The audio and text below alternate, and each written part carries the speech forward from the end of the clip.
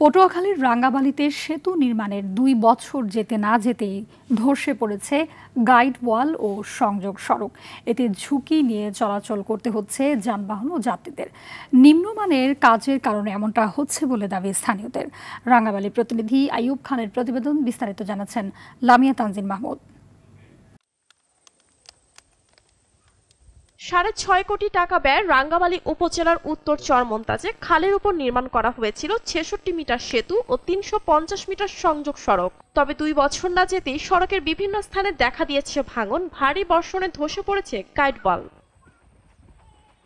ঝুঁকি নিয়েই প্রতিদিন সেতু দিয়ে যাতায়াত করে শত শত মানুষ। বড় গর্তের কারণে একই ঝুঁকি নিয়ে চলাচল করছে যানবাহনও। এমন বাস্তবতায় ঠিকাদারের নিম্নমানের কাজের কারণেই এমনটা হয়েছে বলে দাবি এলাকাবাসীর। এটা দেখা যায় হাত দিয়ে টান দিলে উঠতে যায়, ভাঙ্গিয়া যায়, অবহেলার মতন কাজটা করে গেছে। কোনো গাড়ি ঘোড়া কিছু যাইতে পারে না, ভাঙ্গলে গাড়ি ঘোড়া পড়িয়ে যায়। নগদ পেরি দিছে, সাথে সাথে গাইডল করছে। পেরিটা যে মাটির একটা চাপ খাইবে তাও খাইতে পারে নাই, মজবুত হইতে পারে নাই। এবং তারা যে গাইডওয়াল করছে, গাইডওয়ালটা যে একটা রড দিয়ে ভিতরে কোনো মজবুত পিলার গাড়িয়া টানা দিবে সেটাও করে নাই। দেখেন অবস্থাটা চতুর্দিকে ভাঙ্গিয়া এবং এই কারেন্টের খাম্বাটা সহ গাজিয়ে গেছে, কারেন্টের তারেও ঝুঁকিপূর্ণ হয়ে গেছে। তবে ঠিকাদারের সাথে যোগাযোগের জন্য একাধিকবার কল দিলেও তিনি ফোন ধরেননি। পরবর্তীতে যোগাযোগের চেষ্টাও করেননি। এদিকে সদর দপ্তরে বিষয়টি জানানো হয়েছে। সংশোধন না হলে ঠিকাদারের জামানত ফেরত না দেওয়ার হুঁশিয়ারি দেন উপজেলা এলজিইডি প্রকৌশলী।